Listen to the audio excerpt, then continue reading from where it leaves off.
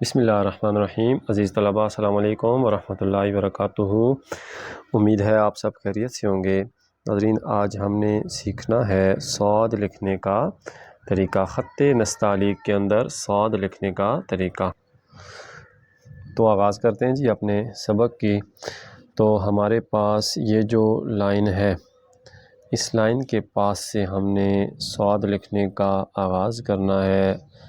صاد کو جو ہے لکھنا ہم نے سٹارٹ لینا ہے یہاں سے۔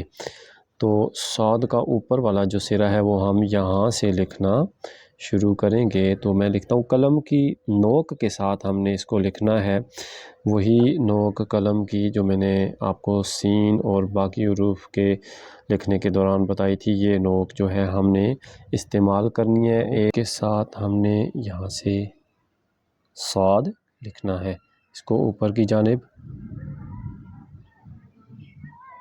یہاں سے آ کے کچھ معمولی سا یہ صاد کو نوک کے ساتھ ہی ہم نے معمولی سا موٹا کرنا ہے، یعنی ہم نے قلم کی نوک کو ڈبل گھمانا ہے تو یہ موٹا ہو جائے گا۔ اگر ہم یہاں پیمائش لیں قط کے ساتھ تاکہ ہمیں یہ پتہ چل سکے کہ ہم نے صاد کے اوپر والے سرے کو اس طرف کتنا لے کے جانا ہے اور یہاں سے کتنا لے کے جانا ہے، تو ہم پیمائش لے لیتے ہیں جی۔ یہاں سے اس کی پیمائش 1 قط اور یہ 2 قط، تو یہ ہمارے پاس تقریباً 1.25 قط یا 2 قط اس کی ہائٹ آئے گی۔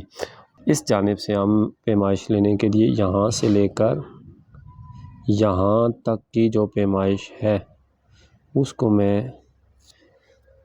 قط کے ذریعے پیمائش کروں تو یہاں سے ہماری پیمائش آئے گی مکمل 1 قط، ادھر سے 2 قط اور یہاں سے 1 قط ہم نے صاد کو لینا ہے۔ اس کے بعد ہم نے قلم کو مکمل گھمانا ہے،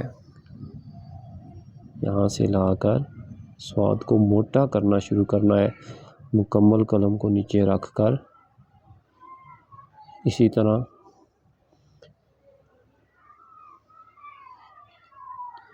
اس سے تھوڑا سا آگے ہم نے اس صاد کو لانا ہے۔ یہ ہم نے کتنا آگے لانا ہے یہ بھی ہم قط کے ذریعے پیمائش لیتے ہیں۔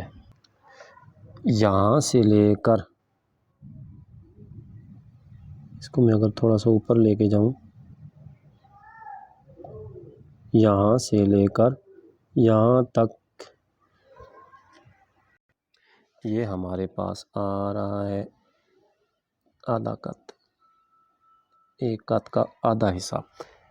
ادھر سے جہاں سے ہم نے صاد لکھنا شروع کیا تھا یہاں سے لے کر اس نوک تک ہمارے پاس آدھا قط، یعنی ہم نے یہاں تک لا کے اس کے بعد آدھا قط مزید اس کو صاد کو آگے بڑھانا ہے۔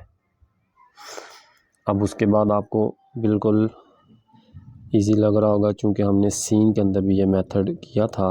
یہاں سے تقریباً 2 قط ہم نیچے کی جانب جائیں گے، میں 2 قط پہلے ہی لگا لیتا ہوں تاکہ نیچے کی جانب جاتے ہوئے ہمیں ایزی ہم اس کو پیمائش کے ذریعے لے کے جا سکیں۔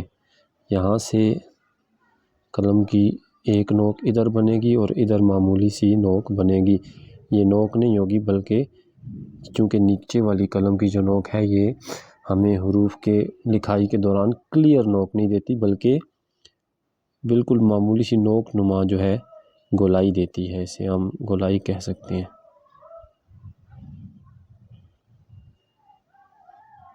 یہ 2 قط کے برابر ہم یہاں سے نیچے کی جانب آئے۔ اب اس کے بعد ہم نے بیضوے کے قط لینے ہیں، وہ بھی آپ کو اچھی طرح یاد ہوں گے، جس طرح ہم نے جیم میں لیے تھے اور سین میں ہم نے لیے تھے 3 قط، اس کے بعد آدھا قط اور اس کی گہرائی 2.5 قط۔ یہ ہے ہمارے پاس صاد کی گہرائی۔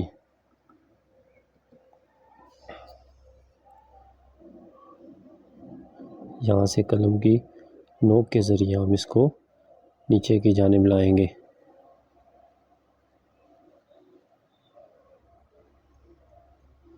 یہ بالکل اس قط کے بعد سے گزر کر صاد کی جو صاد کا بیضوا ہے، صاد کا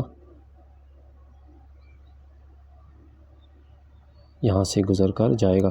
اس طرف سے بیضوا تھوڑا سا اٹھا ہوا ہوگا اور اس جانب سے بیضوا تھوڑا سا نیچے کی جانب جھکا ہوا ہوگا۔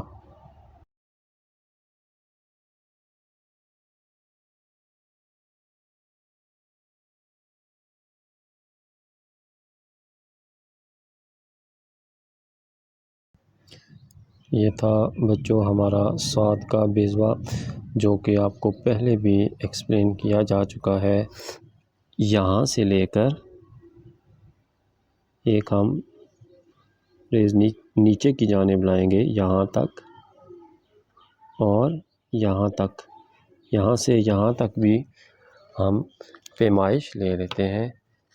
تو یہاں سے ہماری پیمائش بنے گی 1 قط اور یہ 2 قط ہمارے پاس یہ پیمائش بن رہی ہے۔ باقی آپ نے یہاں سے بھی اس کو پیمائش لینا ہے خود، یہاں سے بھی آپ کو پیمائش لینے کا طریقہ بتا دیا گیا ہے، اور یہاں سے بھی کتنا ہم نے اوپر لے کر جانا ہے، اور یہاں سے اس کا جھکاؤ اندر کی طرف کتنا ہے، یہ ساری چیزیں آپ کو ایکسپلین کی جا چکی ہیں۔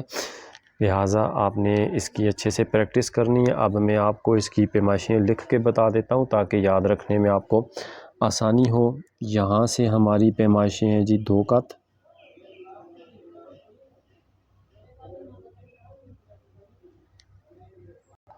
یہاں سے یہاں تک بھی ہمارے پاس 2 قط تھے، اور یہ ہمارے پاس 1 قط، جبکہ ہمارے پاس یہاں سے یہاں تک جو پیمائش آئی ہے یہ آیا ہے آدھا قط۔ آپ اسے آدھا قط یا 0.5 قط بھی یہاں آپ لکھ سکتے ہیں۔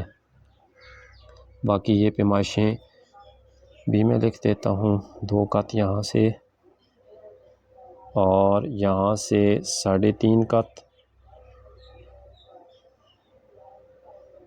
اور یہاں سے بیضوے کی گہرائی 2.5 قط۔